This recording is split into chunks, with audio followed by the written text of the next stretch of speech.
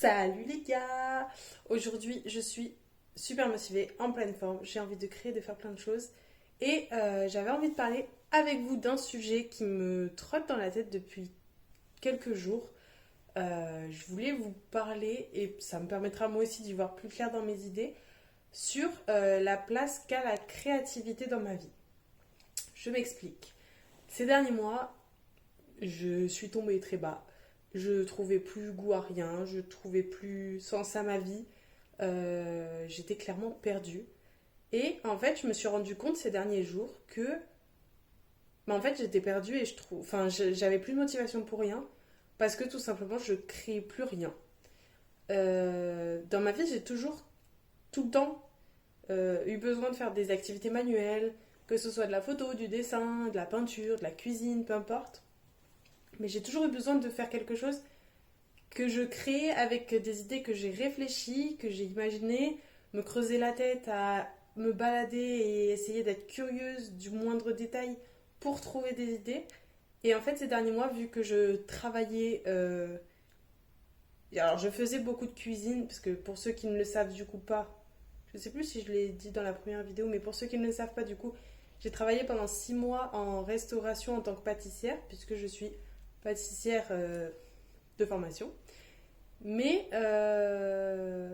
je pâtissais et je faisais, oui, beaucoup de choses manuelles, mais pas créatives. C'était manuel dans le sens où je cuisinais, mais j'appliquais les recettes des autres en fait et je cherchais pas des idées.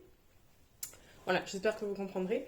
Mais du coup, ça m'a vraiment finalement marqué ces derniers jours où je me suis dit, mais en fait, c'est pour ça que tu étais perdue. En fait, depuis très longtemps, je dirais depuis la primaire, j'ai toujours eu l'habitude de créer sans cesse, tout le temps. Que ce soit dans mes études, que ce soit dans mon enfance. Quand j'étais petite, tous les mercredis après-midi, je retrouvais une copine et sa maman, elle nous faisait des ateliers manuels trop bien. En fait, j'en ai des super souvenirs. On faisait de la peinture, on faisait des perles, on faisait de la pâtisserie, on faisait tellement de choses, c'était trop cool. Ça, c'est vraiment un des souvenirs d'enfance qui m'a marqué. Et au final, j'ai continué un peu ce schéma-là en grandissant, puisque dans mes études et dans les métiers que je voulais faire, j'ai toujours cherché un côté créatif. C'est vraiment quelque chose qui, je pense, c'est un fil conducteur de ma vie parce que c'est quelque chose qui m'anime en fait. Et donc, par exemple, bon, j'ai fait un bac scientifique général. Et après, mon objectif de base, c'était de devenir décoratrice d'intérieur. Et pour ça, je devais faire un BTS design d'espace. Sauf que, ayant un bac général, mon BTS design d'espace, je pouvais le faire que si je rentrais dans une mise à niveau en art appliqué. Chose que je savais déjà, hein. Mais donc du coup, à la fin du bac, j'ai postulé dans une mise à niveau en art appliqué sur Marseille, dans laquelle j'ai été acceptée. J'y suis allée. Sauf que des conditions ont fait que j'ai tenu 4 jours parce que c'est la première fois que j'habitais seule. De base, je devais habiter avec mon ex-copain et du jour au lendemain, il a été accepté ailleurs. Du coup, en fait, on avait aménagé déjà dans l'appartement à Marseille. Que lui, il est parti et que je me suis retrouvée seule en mode ok, j'avais pas du tout prévu d'habiter seule. De base, on devait habiter à deux. C'est la première fois que je partais de chez mes parents, donc clairement, j'étais pas prête. Et en plus de ça, mon lycée à Marseille était dans des quartiers pas du tout safe. Et anxieuse comme je suis, clairement, j'étais paniquée. Donc je ne mangeais plus, je n'arrivais plus à manger. J'en vomissais si j'avalais quelque chose. J'étais vraiment au plus mal. Donc j'ai tenu 4 jours. Voilà. Alors que de base, c'est les études que je voulais faire, hein. Mais voilà, j'ai tenu 4 jours, je suis rentrée chez mes parents et j'ai trouvé autre chose en secours qui était aux alentours, dans un périmètre de 20 km autour de chez mes parents, pour que je puisse y aller toute seule en voiture. Donc j'ai fait un BTS design, non, un BTS esthétique. Clairement, je l'ai fait, mais je savais que ce serait pas le métier que je voulais faire derrière, mais c'était pour faire quelque chose parce que là, les rentrées avaient déjà commencé et j'étais un peu coincée. Et je me sentais pas capable de vivre seule à cet âge-là. J'avais 18 ans du coup. Et bref, tout ça pour dire que du coup j'ai refait une mise à niveau en art appliqué par la suite. Après une fois que j'avais obtenu mon BTS esthétique, j'ai postulé dans on appelle ça une MANA, à l'école Condé à Bordeaux. J'ai été prise et du coup j'ai fait une année là-bas. Et clairement c'était l'année de mes études la plus cool de ma vie. C'était hyper dur, hyper intense, mais c'était tellement créatif que je m'éclatais. J'étais épanouie comme jamais, je m'éclatais, c'était vraiment... Donc j'avais beau passer des soirées, des fois je passais mes soirées à dessiner jusqu'à 23 heures parce qu'on avait plein de projets à faire tout le temps et que ce soit de la photo, de la... On avait quoi on faisait de la couture aussi, on faisait du design graphique, on faisait du dessin. En fait, on touchait à tout ce qui était design dans toutes les matières. Et juste, en fait, je m'éclatais. Voilà, c'était dur, c'était intense, mais le fait de créer, de faire plein de projets, de chercher plein d'idées, d'être tout le temps dans cette recherche créative et tout ça, ben, en fait, j'étais trop bien. Et quand j'avais les résultats devant moi, j'étais là, mais oh, c'est trop cool, c'est moi qui ai fait ça. Soit c'est moi qui ai fait ce dessin, soit c'est moi qui ai eu cette idée pour ça. Et en fait, ça donne, dans tous les cas, une sorte de confiance en soi parce qu'on on réalise ce qu'on est capable de faire. Et ça, du coup, je l'ai toujours cherché, voilà, même dans mes métiers, mes études. Donc, à la suite de cette mana, j'ai fait un bachelor décoration design. Au final, pas le BTS design d'espace parce que c'était trop théorique pour moi. Et je cherchais vraiment le côté déco et le côté manuel de la déco. Donc, j'ai fait ce bachelor à Nice, blablabla. Bref, c'était un peu pareil. On faisait énormément de dessins, de peinture. On apprenait les techniques de peinture pour imiter le bois, imiter la brique, tout ça. Qu'est-ce qu'on faisait d'autre? On faisait des vitrines pour les magasins parce qu'on avait une matière qui s'appelait merchandising. Et en gros, on créait des vitrines de magasins. Donc parfois, on devait voilà, se débrouiller pour que on avait chacune un box et on devait créer la vitrine sur le thème, par exemple, de l'automne.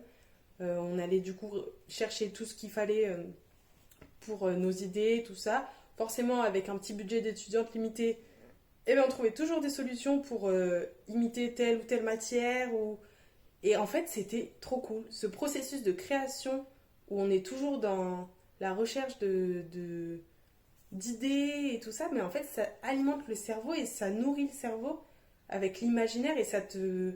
Je sais pas, ça a ce petit côté de... On reste en enfance parce que, en fait, toutes nos idées, on les réalise. C'est comme si on avait des rêves, en fait, qu'on essayait d'atteindre. Ben là, en fait, on a des petits projets qu'on atteint petit à petit et ça booste, en fait, ça donne juste confiance et voilà. Et du coup, ça, voilà, c'est vraiment utile à ma vie. Sauf que voilà, pendant les études, c'est cool, on a le temps, entre guillemets, hein, je m'entends. Ça faisait partie des études, donc du coup, le temps, je le trouvais forcément, puisque c'était mes devoirs, entre guillemets. Et après, sont passées les années où du coup, j'ai été diplômée, j'ai terminé mes études, et bah, je suis restée 1 an à garder des enfants, ce qui était bien. Je faisais quelques petits ateliers manuels avec eux. Mais voilà, c'était plus pour commencer à gagner ce côté financier. Alors pourquoi je n'ai pas travaillé dans la déco? Parce que les débouchés sont très faibles. Et du coup, pendant l'année où j'ai gardé les enfants, à côté, j'avais créé mon entreprise, une auto-entreprise de décoration d'intérieur, avec une petite boutique en ligne où je vendais mes petites créations. Je ne sais pas s'il y en a qui me suivent depuis ce temps-là, mais ça, c'était une chouette période aussi. Sauf que, bah, ça a du mal à prendre, on n'en vit pas forcément, et qu'au bout d'un moment, on se rend à l'évidence que pour en vivre, ça va être chaud. Que c'est soit dans le salarial, je sais pas si ça se dit comme ça, mais du coup les débouchés sont très très faibles, soit à son compte, mais il faut avoir une certaine maîtrise de... beaucoup plus technique que juste la décoration, parce qu'il y en a beaucoup qui recherchent du suivi de chantier par exemple, et ça, très sincèrement, c'est pas dans mes capacités et je suis incapable de le faire. Je peux trouver les idées, faire la déco, tout ça. Ça, c'est quelque chose qui m'éclate. Mais par contre, le suivi de chantier et tout ce qui est travaux, c'est pas mon domaine. Donc, c'est plus de la partie d'un architecte d'intérieur. Et du coup, la plupart des gens recherchent plus un architecte d'intérieur. Donc, pour en vivre, c'était un petit peu difficile. Et puis en plus, à ce moment-là, il y a eu Covid, il y a eu tout ça. Et du coup, tout le monde a fait un peu ses intérieurs soi-même, à ses goûts. Et du coup, bon, c'est... J'ai juste décidé d'arrêter, ça servait à rien de foncer dans quelque chose qui n'avait pas de débouché, quoi. Donc après ça, on a fait un petit bébé. Voilà, je suis tombée enceinte de Maëlo, du coup. Et, et puis est venu, du coup, à partir de cette période, alors c'est pas parce que je suis devenue maman, mais c'est un petit peu à partir de cette période où est venue la baisse de créativité. Parce que, tout simplement, bon, ma grossesse, je l'ai pas forcément ultra bien vécue parce que j'avais énormément de nausées pendant un bon moment. Et du coup, bah, l'énergie, je l'avais pas. La motivation, je l'avais pas. Et je me suis laissée aller dans un engrenage où finalement, je créais plus. Je faisais plus grand chose à part aller garder les enfants que je gardais. Et voilà, je me laissais vivre un petit peu. Bon, bah, demain, c'est la même journée qu'hier. Et puis, on recommence, quoi. Et j'avais plus ce processus de création qui était actif. Et donc, je suis tombée enceinte. On a eu Maëlo. Enfin, du coup, 9 mois plus tard, j'ai accouché. Et les premiers mois avec Milo ont été difficiles.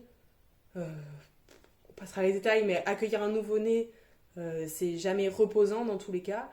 La fatigue était extrême. La motivation, du coup, bah, zéro parce que bah, t'es fatigué. Donc en fait, si t'as un mini moment, tu le passes à aller dormir et pas à créer quelque chose. Malgré que t'as toujours des petits trucs que tu crées, même pour voilà, quand j'étais enceinte, je faisais des petits trucs pour l'arrivée de bébé et tout, mais c'est pas. Voilà, c'était vraiment des trucs qui me prenaient 5 minutes et basta, quoi. J'allais pas plus loin. Donc, et du coup, après, bah voilà, avec un enfant, forcément, on a moins de temps, la fatigue est beaucoup plus présente et la motivation est moins là. Et en plus de ça, tu reprends un travail, du coup, t'as encore moins de temps.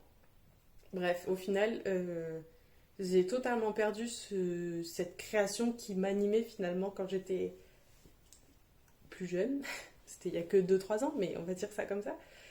Et sauf que là, ces derniers mois, vu que je suis tombée assez bas, enfin, je trouvais plus de sens à ma vie, clairement. Aller bosser, j'allais bosser, je rentrais le soir super tard, je me levais le matin, je gérais Milo, j'étais fatiguée.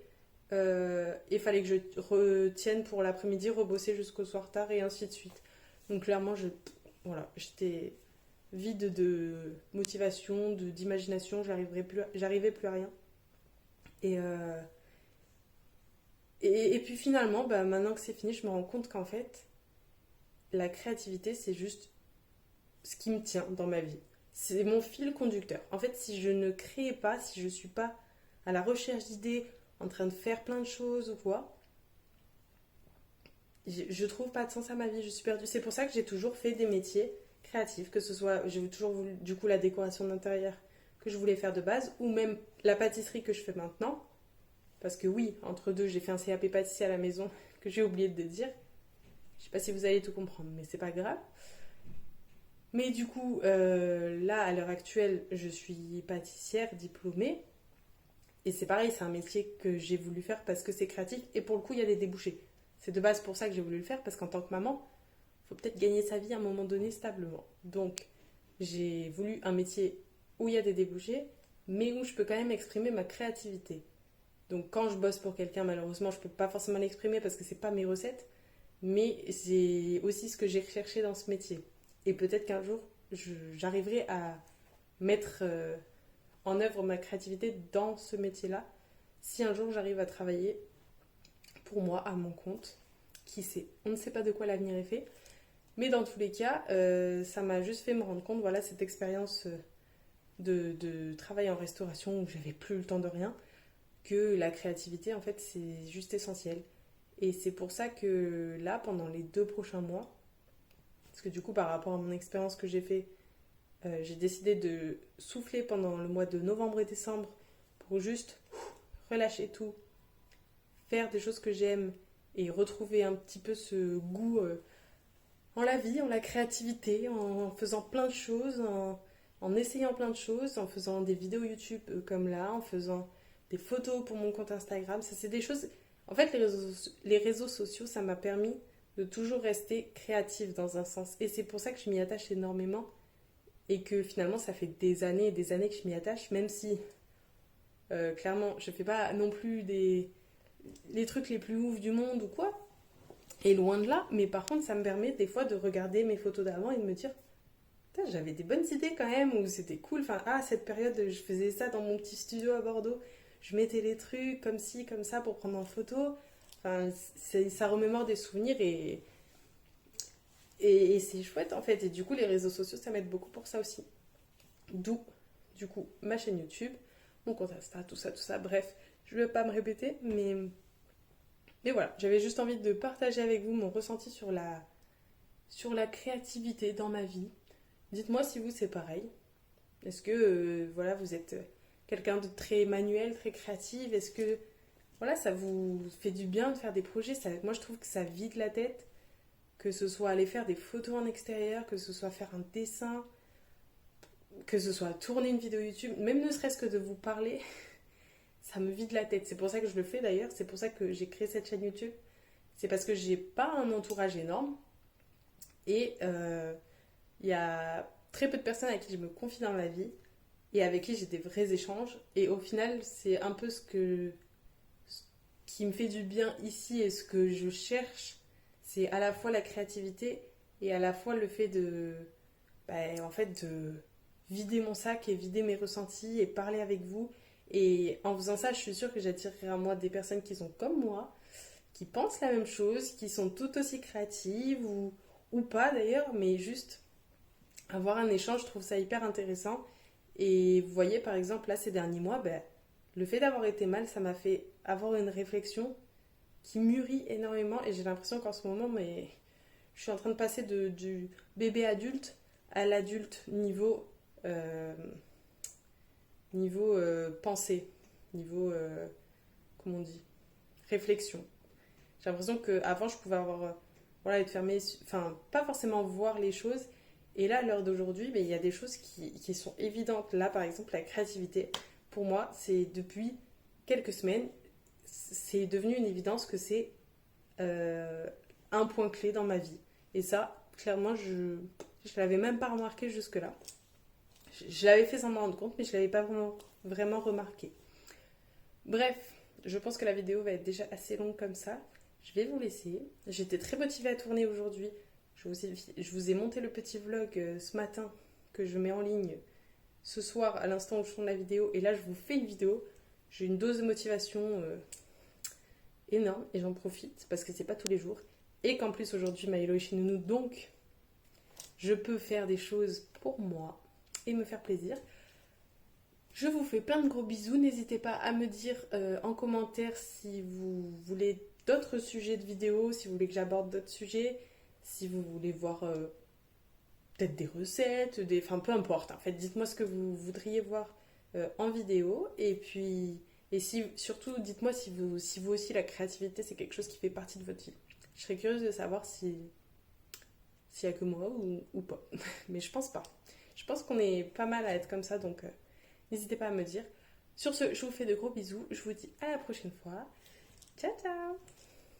Oui, on peut le dire, je parle beaucoup, mais c'est pour ça que j'ai créé cette chaîne YouTube, les gars. Instagram, j'étais limitée dans les stories. Là, sur YouTube, je peux parler. Alors, voilà. C'est mon moment. C'est mon moment blablatage. C'est notre moment blablatage. Alors, c'est comme ça.